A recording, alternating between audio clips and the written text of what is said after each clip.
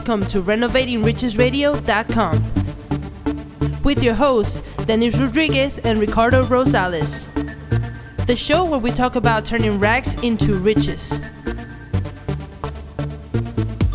We are not responsible if this does not work for you. Read the fine print only. Do not believe a word we say. Results may vary depending on how much self-education and due diligence you do. This is only for the action takers and serves as entertainment.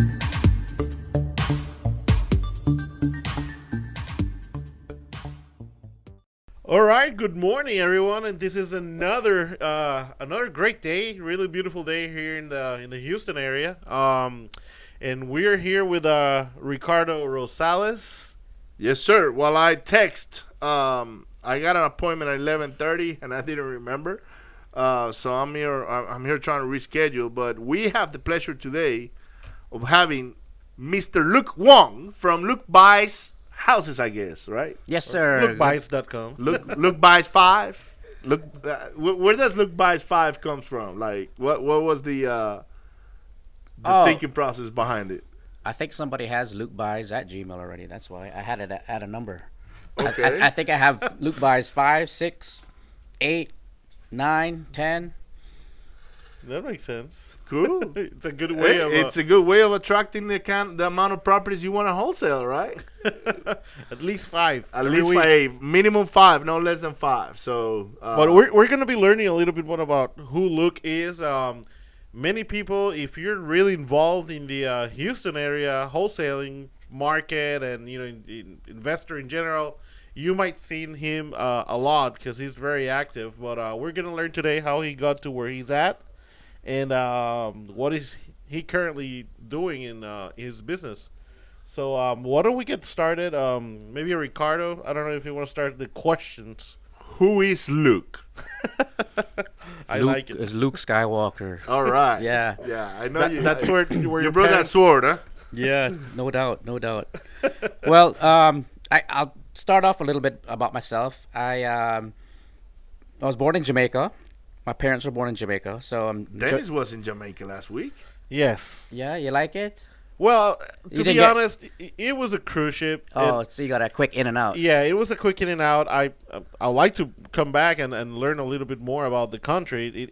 It's very, very similar to Puerto Rico. In terms of as soon as I got off the ship, I was like, I feel at home. I mean the trees, the palm trees, it was so hot and humid. It was like being back in Puerto Rico. They're in the same latitude, whatever. So they're like sister islands, I guess. So it felt a lot like home. Yeah, and people trying to sell you stuff. Oh and, my God, yeah. So that's what I'm saying. When I tell sometimes I tell people I'm from Puerto Rico, they're like, "Oh, I've been to Puerto Rico on a cruise ship," and I'm like, "Okay, yeah, you don't know Puerto Rico. Yeah, I haven't You know been, Old San yeah. Juan." So I don't want to be in the same position now where I would say, "Oh, I've been to Jamaica," because I haven't. I just spent 4 hours in Montego Bay, and that's it. Yeah, I mean those cruise ship terminals are nice, but they're not. Yeah, you don't get a full taste of it because they're sheltered, if you will. Yes. But yeah, you don't want to wander off like any third world country. You don't want to wander off anywhere by yourself because it can be dangerous. Mm-hmm. But I mean, yeah, these people are very friendly, very nice. But Yeah. majority of them are poor, so they're trying to sell you stuff. Some stuff They're legal, hustlers, man. some stuff legal, some stuff illegal. But yeah. So you grew up in Jamaica, or? Yeah, well, I left there when I was about 5. A lot of people migrated and went to Canada for, I think, 6 months to a year. From Jamaica to Canada. To Let's Toronto. go shovel up some snow. Yeah. That's a big change. And then they said it was too cold, so a lot of people went to Miami. So All right. I grew up in Miami. Okay. Then I went to... From the MIA. Yeah, and I think... That was back then was just the 305. 786 did not exist, right? Yeah, it was just 305. Yeah. Exactly. And I just found out recently, talking to you, you were from Miami too, so... Yeah. That's neat. Same old Don Carter's bowling alley. That's right. We probably crossed paths many times, and Yeah. didn't even know, And Well- what took? I mean, okay, from Miami, how do you end up in Houston? Work or? Well, yes. So after Miami, I went to school in Tallahassee, FSU. Oh, so you are educated. Yeah, a little bit. I'm uneducated. A little bit. Can't you tell? Yeah. It's all about the results. That's true. And then took a job out in Colorado doing insurance claims for a year. That must have been exciting. Yeah, well, coming out of school, I was like, I grew up in Florida. I wanted to go somewhere different, like mountains. Yeah. Right. That sounds cool. Yeah, because there's no mountains in Florida. Landfills. There's landfills. The highest mountains, just like in the general Houston area, the highest or the point it will be a landfill, which is, I mean, It's not that pleasant. no. Yeah, nice and smelly mountains. Yeah. So I was interviewing for jobs, and I was looking for somebody to take me to the mountains. And there was one company, USF&G, that made me an offer, paid me to go out there, and I'm like, okay. What was your major? Finance and accounting? Management and business entrepreneurship. Okay. All right. All right. So Man, you see, that's probably what I would have studied if I ever went to If college. you knew there was a degree. If I knew there was a degree in entrepreneurship, I'd be like, sign me up. Because that's what I wanted to do see, when I was growing up, I would tell my dad, I was like, Dad, I want to be like you, because my dad is an entrepreneur, right? Sure. And I was like, I want to be like you. And he's like, no, son, you have no idea how tough this is. You want to go to school so you can get a good job. And I was like, no, I don't want to get a job. But anyways. So you end up in Colorado. I ended up in Colorado. I knew I was going to be there a year. Then they moved me to Tampa. Tampa from 1996 to 2001. Then I moved to Houston. Man, you know what? I was there in Tampa when, during that time, there was a hurricane that was coming through Florida, and it was like going to demolish Miami. So I got all my family, put them on my car, and drove up to Tampa. And I got there, and I was like, ooh. I'll rather go back. When is this hurricane Take coming the through? hurricane. But hurricane never hit Miami. Number one, they kind of like it teased the whole east side of Florida, and it went all the way up and all the way. So then this thing is going up, and I'm like, oh my God, the hurricane is gonna come through Central Florida now. So now we gotta hurry up back down south. It's following you. They went up. It finally hit in like North the Carolinas, South Carolina. But then as soon as the hurricane was in the same like linear, I guess coordinates of Tampa, we just decided to go down to Miami, and I was happy because Tampa at the time was not really. There was nothing happening, and it was a little boring. I didn't know that Clearwater existed or none of that stuff, right? Now I want to move to Tampa. How about that? Yeah, no, it's grown like everywhere else. Yeah. So I moved here in 2001. How do you like it? How do you like it over there? Like In where? Tampa. In No, the Tampa was nice. I mean, it's a little slower place than Miami. I think people are a little bit friendlier. Yeah. It has the beaches, very nice beaches within the hour. Right. I mean, Clearwater. Then you got down Sarasota area and Anna Maria Island. I mean, beautiful white sand beaches. St. Petersburg. Yeah. I mean, I had a boat. I was able to get a little boat, a used boat, and I went out often, a lot of times after work. And That must be nice. Hey, you know what? That's quality of life. It's 5 o'clock. Hey, you know what? Let's go get on the boat for a little bit. Just go for a ride. So you just fish or just do pleasant? Hang out, yeah, a little of everything: fish, hang out, drink, jump in the water. Yeah, all the above. And then Houston. And then he comes to Houston. I do miss Florida in that sense, is the beaches and scuba diving, spearfishing, and even though we have Galveston here, it's just not the same. Right. But yeah. By far, it's not. Yeah.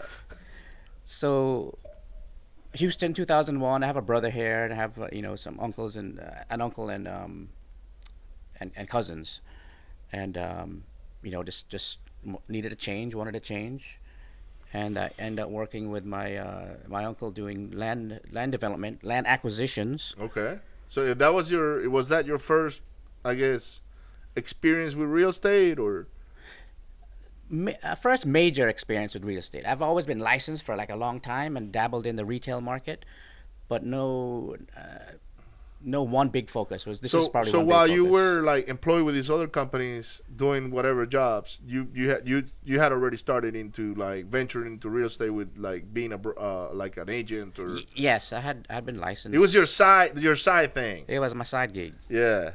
My side gig. I think I got licensed when I was like young. I mean, Well, still in Florida. 18 or something, because it was just my mom's. The family's always been in real estate. Okay, so there's One way or Okay, another. there's a background. So there. there is a background number one in the history of generations of this is what we do. Yeah. It's a So family you've been business. in real estate all your life, literally. Because if your mother was in real estate, then you're kind of like it's second nature to you because she speaks the language at home, and it just you know. And then the family owned real estate. My dad's family Okay. owned commercial rental properties. Okay. I mean, like in the small countries, a lot of people own businesses and shops, Right. little shops and grocery stores and things like that. So, Correct. Yeah, so I guess I've always known real estate, one way or another. And your uncle was a big time developer. He was just buying small lots, building a house here and there. Or No, was he's it pretty commercial? big. He's pretty big. I mean, I did a lot of land acquisitions. Anything outside the Beltway, usually, hundreds of acres at a time. Wow. Okay. And That's a good experience. He slaps in. So I was responsible in helping getting the property under contract. You were the negotiator. Under contract and bought.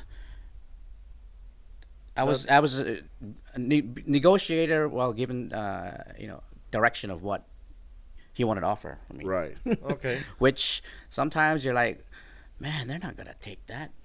And the next thing you Next thing you know, they're man, like, this- yep. yeah, that's the one thing. I mean, I learned a lot of things. It's be persistent, ask, and just hold your ground for the value, because it might not come now. But I have people calling me a year later saying, okay, now we'll sell for that price. Now we're ready, yeah. So I mean, that also ties into what we're doing now. Yeah, it seems like it works the same way as residential Yeah, properties, residential. where sometimes we make a lowball offer, what people call lowball offer, and you have to make an offer that makes you a little bit embarrassed. I don't get embarrassed. I mean, I probably won't see. I will, and I hate to sound like this, but I would probably never see this person again ever in my life. So why would I be embarrassed? And the reality is, I go as low as I can because I'm in a business to make money, not to be on a charity or anything like that. You know what I'm saying? No, and yeah, and you do feel funny when it's a little low, but you don't feel bad because you have a reason. That's right. Yeah. You're right. I mean, you're justifying, You it, might- and you it's a might good leave. reason from your point of view. You might leave that place and say, "Man, that was low," but if I don't get it at that price, then I can't it make does money. not Makes make sense. Yeah, So and if somebody else pays for it, they might flop, yep. and then or they might offer you more and then can't close. Right. And I mean, there's a lot of times where we would buy some land and then we gotta buy up everything else around it, because now he's gonna put in all this money in this area. Now everybody's gonna benefit and everything's gonna start going up and everything. So you want to gobble as much as you can. So we'll talk to the homeowners around, and some of them, didn't want to They sell. won't which budge. Is, yeah, which is fine. But then we come and say, well, look, we're going to put in all the utilities around to serve my property, water plants, water and sewer, the roads, and we got to size it correctly. The water plant is going to be sized to a capacity of a certain level, Yeah. and we can either include your land in it or not. And once we do not include your land, it's not like we can go back and increase the water plant very easily now to serve your piece of land. So you got to make a decision based on that too, because it's going to affect you later on down the road whether that land is going to have available utilities. So that's going to affect your price whether you want to sell it or not, because it's not going to be worth as much if it can't get utilities, and it has to stay in Residential. well and septic when everybody else is getting public water and sewer. Yep. And building houses, apartments, or commercial real estate, Walmarts and stuff. And then you're sitting there, we can't get served because you weren't planned for.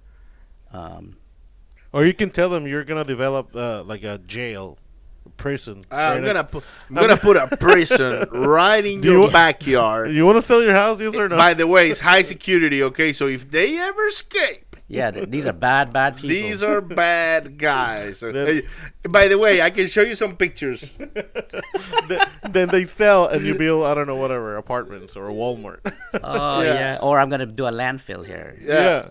Yeah. Oh, yeah. Which those trash guys make money too, boy. Oh, Yeah. yeah. Yeah. Oh, yeah. You know, Their neighbors don't like them, but they're making money. yeah. They make a ton of money. Yeah. Yeah, because they're just collecting trash. I mean, you know, it's how much trash do we generate on a daily basis? It's ridiculous. It is insane the amount of trash we generate out of a house. You know, you're pulling at least two of those cans every week, and they're full Oh usually. yeah, or twice a week.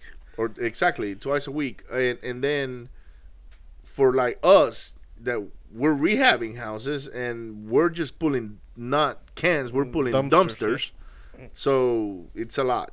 And you can see every time I went to a landfill and I actually dumped my own loads when I first bought my dumpster and my truck. Yeah.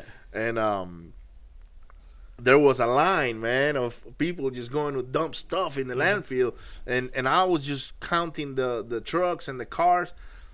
$200, $200. And I was like, man, that's in 15 minutes. All these people just went through and dumped everything. So, Yeah, and then some of these guys are recycling some of that stuff too. yeah, yeah. So okay, so you went and worked for your uncle, got very good in the acquisition side of land, And learned a lot. I'm assuming negotiation skills and those kind of things. You know. yeah, learn a ton. And learn the Houston market. That's Yeah, I was always Right. on the road, always looking at aerial photographs, talking to the landowners, going to city council meetings, learning about the muds, creating muds and utilities and yeah. And all for that for stuff. for people that are not from Houston or even Texas, MOD is a municipal utility district. So it's kind of like an entity that's created to develop the utilities. Correct me if I'm wrong, right? It's an entity that's created to develop the utilities in a brand new subdivision or area, and then the people pay like a special tax for that. It's called the MOD tax, I think. Yeah, some mud tax, and it usually helps to reimburse also some of the expenses that the developer will forefront, like water and sewer. I don't think it pays for the paving concrete, but it helps with the improvement of the whole area, and eventually it's paid back by bonds through taxes. But I mean, it's years down the It road. never goes away. Because and this is what I've learned, the idea is that you're repaying the developer for all the money he put up front for the utilities, and you're like, okay, good, so in 10 years he'll be repaid. And then once that it's done, then they say, well, now we need to maintain it. So in order to maintain the water plants, in order to maintain the pipelines, we still need money. So you end up paying for that thing forever. It never goes away. But yeah, and then new people join the mud, so then you got new infrastructure coming in. Yeah. So it's just like you're just paying another Tax. government entity. I mean, because you're paying the city for the roads that they put in from the city part. So Yeah, that money's needed to come from somewhere. So, you either pay it on taxes or mud or whatever you want to call it. You have to fund those deals. Otherwise, they won't be able to do roads. They won't be able to do utilities. They won't be able to, we wouldn't be able to grow. So fast forward, Luke, you work for your uncle. What was next? then so again, time for change.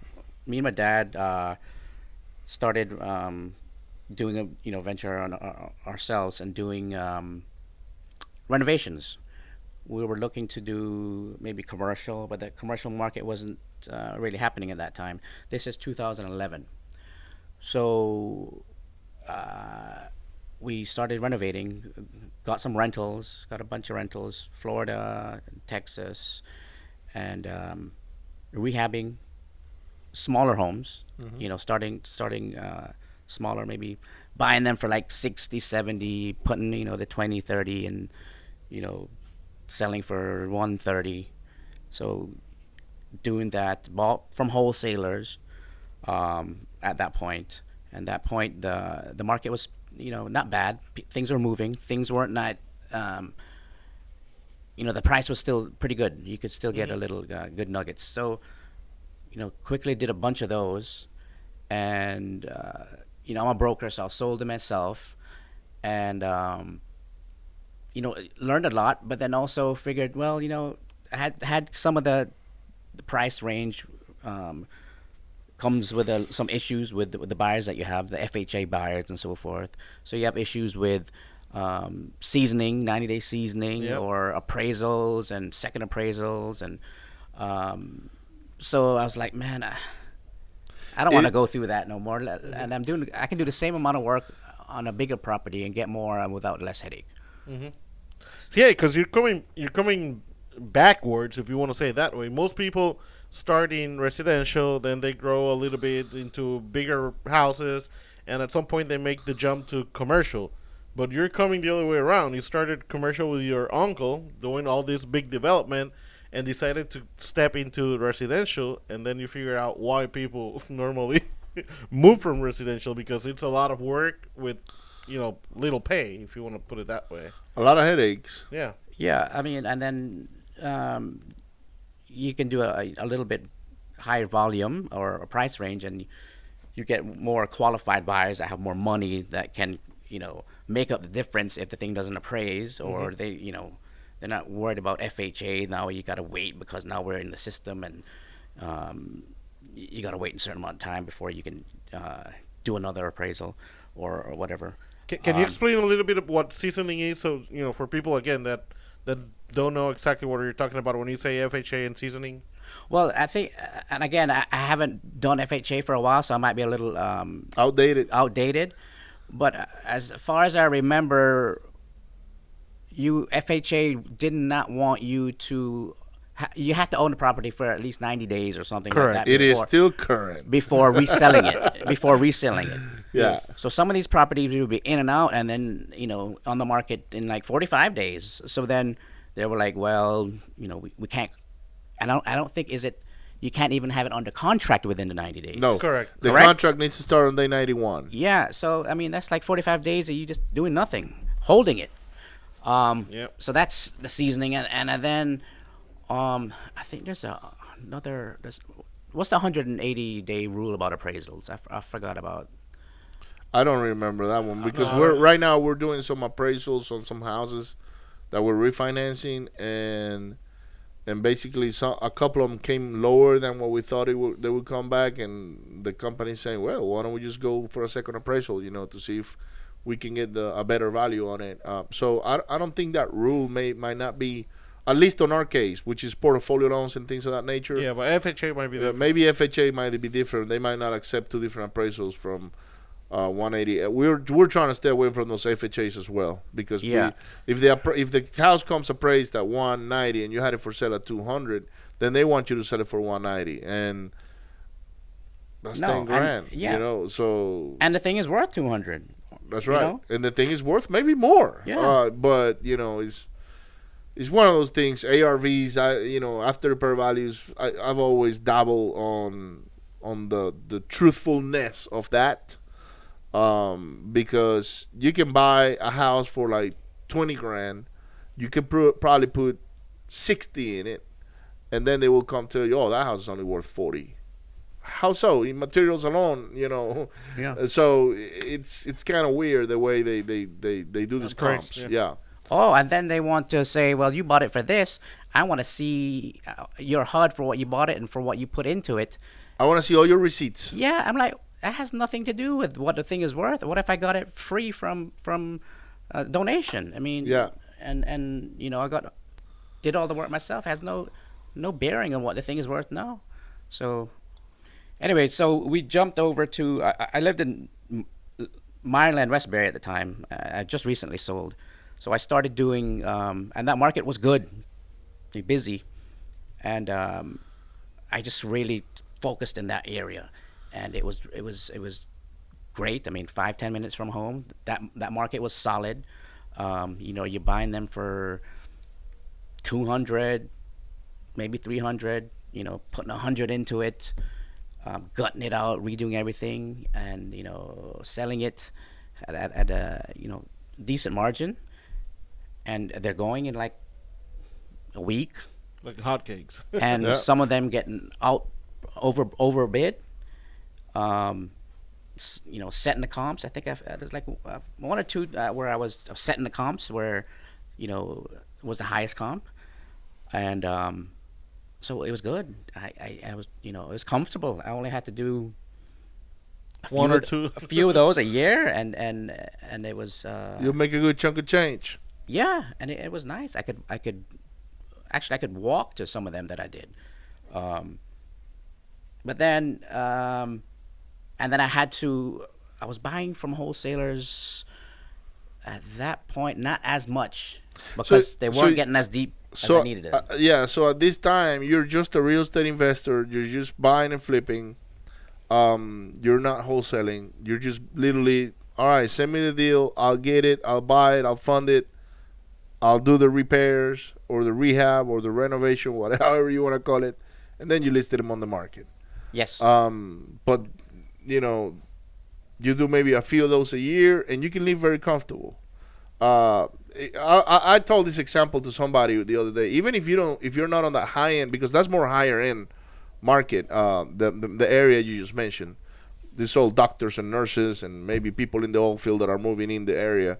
But if you go and you do the small houses, the ones that got the FHA issues, but you're only making $30,000 a house, but you're only doing four of those a year, four of those is not a lot of stress. If you're doing one at a time, that's 120 grand, man.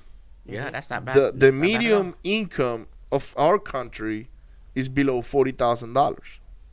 So, only one house that you do in 1 year, you're making as much money as the majority of the people in the U.S.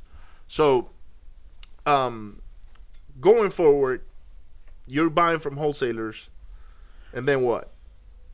And then I was not getting them enough in speed. I mean, I was looking. I need another one. The market had dried a little bit. We're talking what, like 2012, 13 at this point? 2000. Maybe Yeah, probably around there. At that point, I don't think. I didn't really didn't dry. There wasn't enough inventory to buy, and then also it wasn't deep enough. So I started doing my own marketing. That's right. So that's what I meant by drying. So your my inventory was drying your up. inventory Yes. was drying up. You're like, Exactly. okay, I got money, I got funding, I got lenders, I got all these things in place. I don't have a deal. Exactly. So then I started. You took on the I just took the reins in my challenge. own hands. Yeah, and I. It looks like somebody I know. Are you looking at the meter? Yeah. So you started venturing into wholesaling to try to get deals for yourself. Well, I don't know if I was looking for wholesaling myself. I was just looking for the deals.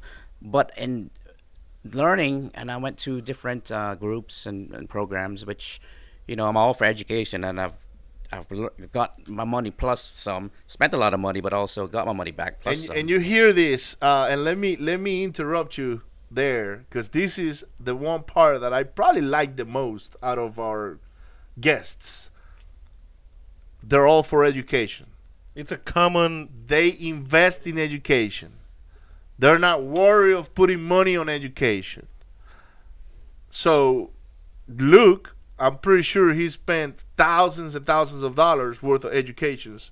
Can you tell us a little bit about the education that you've maybe taken and your journey? Because one thing is to say, I pay for college, right? Mm-hmm. And okay, good, you got a college degree, And a student loan right? And for a long time. Yeah, a huge student loan that won't leave you. That's not going to leave you. And the education we're talking about here has nothing to do with college. It's more of self-education, like going to like networking events or maybe getting coaching or becoming part of a group or whatever. Can you tell us more about that, on how that has kind of like helped you propel to the person you are today? Oh, yeah, most definitely. I mean, I'm always learning. I'm always learning from different people. I'm still I'm still part of groups, and I'm still getting education as much as I can. Back then, I had started going to more networking events, started meeting with people. I joined one of the groups and their coaching programs, and they were a lot of wholesalers and doing a lot of wholesaling in that end, which they did well. A lot of my friends went through the same program. Wasn't cheap, but I made that money back very quickly. I mean, one flip, I made it back. Easily. What do you think it takes for people to spend the money and then get it back? Well, like not said, spend it, invest it, because you're investing in yourself. Yeah, let's use the word You're invest not instead. spending money when you invest in education. That's an investment. So, but many people invest in in this education and never do anything. So what would you say takes for someone if they make their mind and say, you know what, I'm going to invest in education? What's the next step so that pays back? Like you're saying, in your case, you have seen the money come back in multiplied. So Yeah, well, my thing is you gotta be comfortable and spending the amount that you have available to you. Don't go in the whole. Yeah, put it on credit cards. Put it on your budget. I mean, Right. I mean, just think of if this money goes away and I don't get it back, am I going to be okay? First of all. Well, but look, a lot of times people don't understand that, and they don't, because people are not determined. So when they say, let's say it's $5,000, I gotta put $5,000 aside to get education. But number one, a lot of people don't have $5,000. That's the truth. A lot of people live paycheck to paycheck, and they can make $200,000, $300,000, $400,000, and they don't have $5,000. Period, because they're hooked on the rat race, right? So they can't foresee saying, I'm going to put $5,000 onto this educational program, making a budget, right? Mm-hmm. So you gotta be ready mentally to say, I need to put the $5,000, regardless of what I do next to make that money back. I guess that's the way I see it. Yeah, and then I mean you gotta say, well, I'm spending $5,000, and I better do everything I can do to make that back plus some, and I won't stop. Right. But at the same sense, it's $5,000. Okay, I mean that's gonna hurt if I don't. Let's say worst case scenario, I don't You don't take get anything action back. But what I meant was, don't spend $5,000, even though that's gonna hurt. Don't spend $100,000 on your first one. Exactly. I mean that's a little. Take it step by step. Yeah, exactly. So that's what I meant by kind of keep it within your budget. If you, I mean, even though the $100,000 might speed up the process, I mean, but you just don't dig yourself that deep of a hole unless you can. But again, a lot of it is taking action. I mean, just doing it. Can't just say, well, I'm going to pay $5,000. Oh, good. No, I can wait for the $20,000 to come in. No, it don't work like that. Yeah, exactly. And then you're going to have to spend additional stuff to operate the business. So it is a business. So yes, and it is a business, and I'm tweaking it every day to make it more of a business, because sometimes it feels very comfortable, and sometimes it's like a hobby. I mean, if you're doing 4 big flips a year, you're like, okay, well, it's very comfortable for Luke. If you were able to see what he's wearing, you'll be like, oh, I want to be that guy. Oh yeah, I got my boxers, and flip we're in flops. Bermudas, and I mean he comes from Jamaica. Come on, man. And this is dressed up. Yeah. That's good. He picked up his best Bermuda for today. Come on, But this is, I mean, this is what he wants to do in his life. This is what some people dream about. Oh, I want to wake up and not have to put long sleeve shirt and a tie. I just want to wear, jeans or shorts or flip flops. You can't do it. I mean, you just have to find a way. You know what my thinking process was then? Yes. I wanna go to work or go to do something I like doing, number one. But I don't want to decide what I need to wear. Like, I don't want to be, should I wear this dress shirt today, or should I put on these certain slacks or the certain shoe? So that's why all our shirts are black. Yeah, we have a uniform. So we got a uniform. You don't have to think about it. It's got our brand on it. So, hey, come on, man. I got to promote my brand. So I just get up and I'm like, chook, that's it, done. Decision is done, Yeah, and if you spill food on that, you can borrow his. Yeah, exactly. Hey, you know, We have a whole rack. We have a whole rack Which, right by there. the way, we need to give you one of our. we didn't t-shirts. give Derek one. We're gonna have to have him back and give him a shirt. Yeah, Yeah. we owe you a shirt. Yeah, but that one looks like a lady's shirt. Oh, that yeah. There's- We got Oh. for both. We got both. we got. Don't worry, we got. Yeah. We get you. No, I man. was saying for Derek. Don't you gonna get him a lady's shirt? Oh, come on now. Oh, Derek. All right. So fast forward, man. Invested in education. You know, put the action into work. Got your money back in your first flip, maybe. What happened next? Before he answers that, let's take a quick break. And we'll hear Luke's answer when we come back from On the the break. next episode, for those of you that are watching us live, stay tuned. Let's take a quick 5-minute We'll break. come back next week. Thanks. 5 minutes. Thank you for listening and watching RenovatingRichesRadio.com. Find us and give us a like and 5-star review on YouTube, Facebook, Instagram, LinkedIn, and any other social network you can find us.